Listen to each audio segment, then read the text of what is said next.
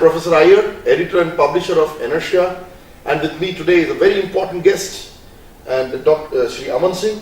Aman Singh is the Principal Secretary of the Chief Minister of Chhattisgarh, and also Aman Singh is the Principal Secretary for Energy, IT and Biotechnology in the state. And Aman Singh ji is considered to be the man who has transformed the state, and recently, just now, Aman Singh ji won the Inertia Awards for the best bureaucrat in the country for the 2014, and congratulations sir once again for the win. Sir, I would like to know from you, sir, how in such a state, such a challenging state, how it was managed that it came to power surplus first, and also now wonderfully the distribution losses have come down below 20%. We are reaching that target slowly, steadily. So I think minus Gujarat, the only state we can look at is Chhattisgarh, and it's a more difficult example compared to Gujarat. Absolutely. I am very happy that you appreciate the difference between a state like Chhattisgarh and other state. I think before I answer your question, you need to appreciate the ecology in which we are working. After the bifurcation from Madhya Pradesh, we are still the 9th largest state in India with an area of 136,000 square kilometers. Right. Almost 50% of this area is thick forest. Right. 44% of our population is scheduled caste and scheduled tribe. Right. Our population density is 189 as against a national average of 381. Right. Working in this environment and ecology is a challenge of altogether different dimension. Right. When we want to take power to our villages, because of the low population density and thick forest, you need to stretch line beyond the benchmark. Because of that, there is a tendency of increase in losses. Right.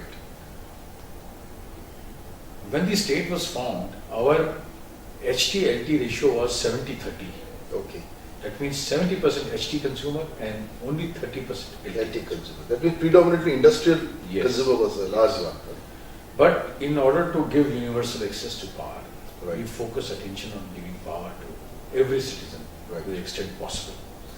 Meanwhile, Government of India's policy of captive power plant came. Right. Most of our HT consumer went out of our fold as they got their own captive power plants. Right. Because absolutely coal-rich belt, you know. Now today, our HT-LT consumer is completely skewed, and in favor of LT consumer, it is 45-55. 45% for HT and 55% for LT.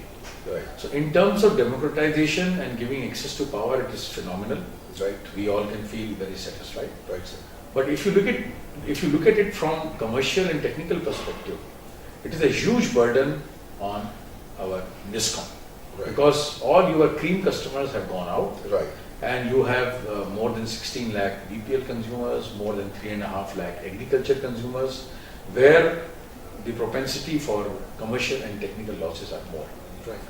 Against this backdrop, we have been successful in drastic reduction in our T&D losses. Absolutely, it's a very successful And 20% that has below. largely happened on account of introduction of technology, whether it is aerial bunched cables, whether it is increasing the number of transformer, Right. whether it is increasing the usage of IT for reducing the commercial losses.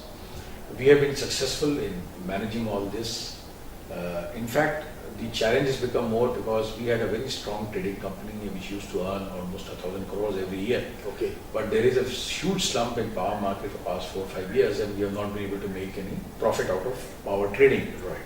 So this is a very trying, testing time for power sector, and our DISCOM and other companies are not insulated from the sector. So they are also facing this huge challenge. But largely on account of visionary leadership provided by our Chief Minister, Dr. Aman Singh, who is also Energy Minister for the past 11 years. Right. We have been able to face this challenge and convert it into an opportunity. It is because of this that Chhattisgarh has done so well in power sector. Right.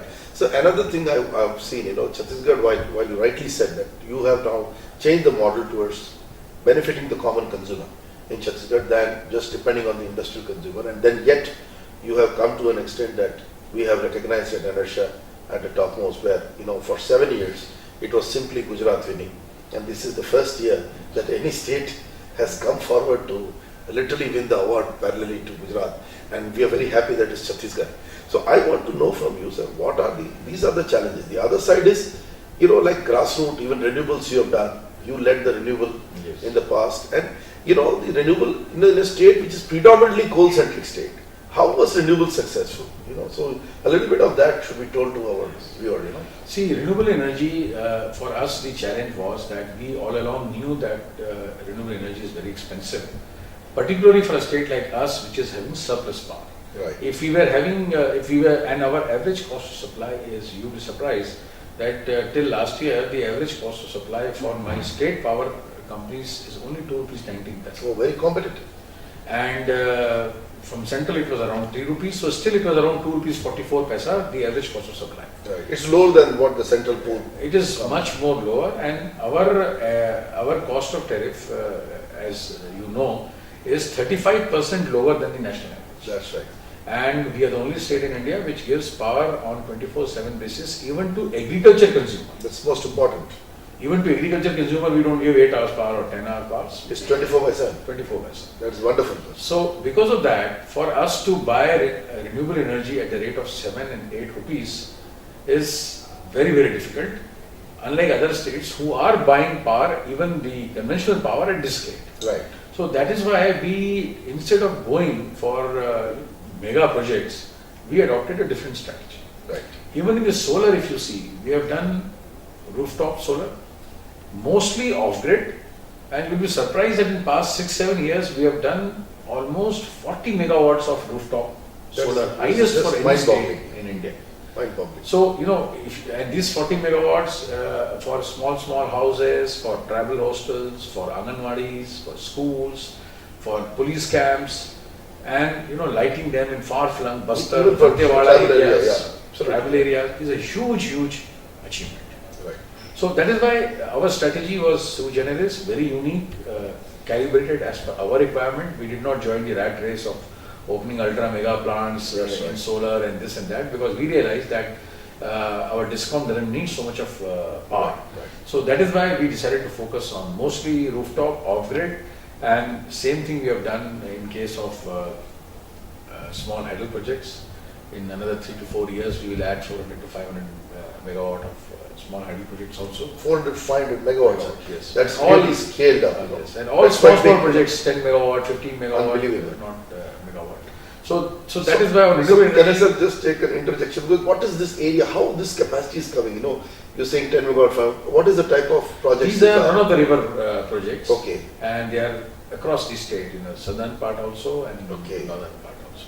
Right. So you have water bodies and they're capable of Yes. generating this Yes. capacity. Yes. Lovely, sir. Lovely.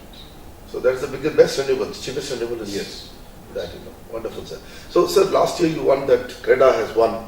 In fact, the viewer must know that CREDA was last year declared the best nodal agency, and thanks to the leadership of Aman Singh ji.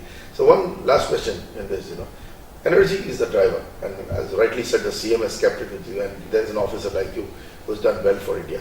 Now, if you see even Gujarat, it was Modi ji's success in energy. So, now what is the central government? The same problem, because we need now at the center, because 10 years of hiatus where we destroyed ourselves, In fact, people said 3%, 6% and all. But actually we are 100 gigawatt off giving energy access to our people. So this is the realization. So what is because you have rightly said that energy access and giving it to the common man is most important. So why we are failing at the national level? From you have an experience of a different kind and how can this be done. 100 gigawatt for our nation, we must get immediately. That is the shortfall we have in big deficit. See, I would say first, let me share with you an interesting facet.